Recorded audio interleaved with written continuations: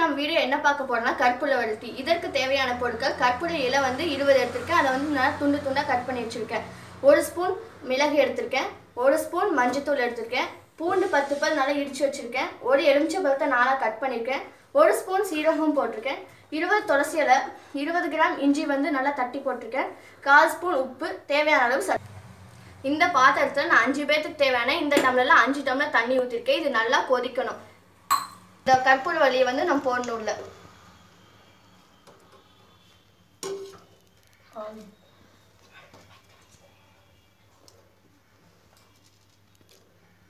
அதுக்கப்புறம் நான் தட்டி வச்சிருந்த இஞ்சியை போடுறேன்.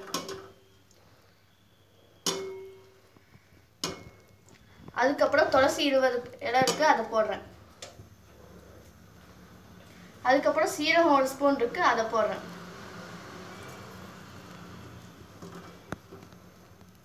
அப்புறம் அந்த எலுமிச்சை பழத்தை 4 பீஸா கட் பண்ணியிருந்தேன். அதை 4த்தையும் அப்படியே தோலோட போட்டுறணும். அப்புறம் அந்த பூண்டை வந்து நான் பண்ணியிருந்ததை 10 பூண்டை வந்து அப்படியே போட்டுறணும், தட்டி வச்சிருந்தது.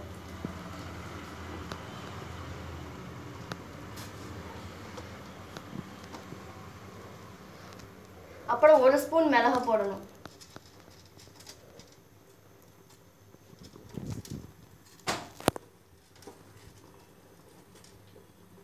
அதுக்கப்புறம் அந்த 1 ஸ்பூன் மஞ்சள்தூள் போடணும்.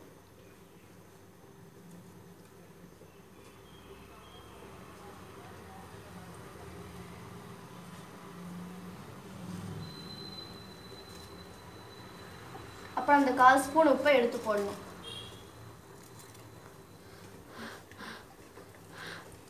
சர்க்கரை வந்து நல்லா போடணும். இது நல்லா கொதிக்கணும்.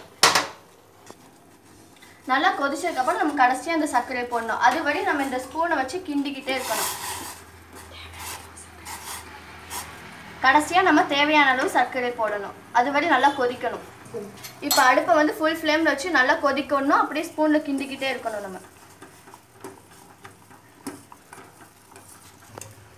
இனியும் நல்லா கொதிக்கணும். உள்ளே போட்டிருக்க துளசி எல்லாமே நல்லா வந்து சுருங்கி போகணும். அப்போ தான் வந்து நல்லாயிருக்கும். இப்போ வந்து நல்லா கொதிச்சிருச்சு. இதை சிம்மில் வச்சு நம்ம சர்க்கரை போடலாம்.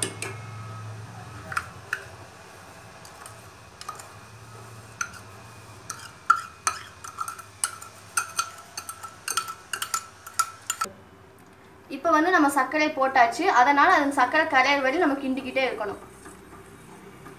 சர்க்கரை கரைஞ்சதுக்கப்புறம் நம்ம வந்து வடிகட்டணும். தேவையான இதுக்கு வந்து நம்ம நாட்டு சர்க்கரை கூட போட்டுக்கலாம். அது வந்து ரொம்ப சத்தானது.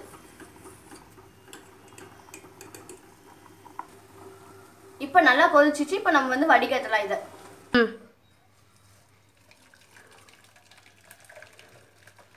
இப்போ வந்து நான் இப்போ வந்து அந்த இதை வடிகட்டிட்டேன். இது வந்து இந்த கற்பூர டீயை வந்து நீங்கள் காலையில் எழுந்திரிச்சோன்னு வெறும் வயிற்றுல குடிக்கணும். டீ காஃபிக்கு பதிலாக இது குடிக்கணும்.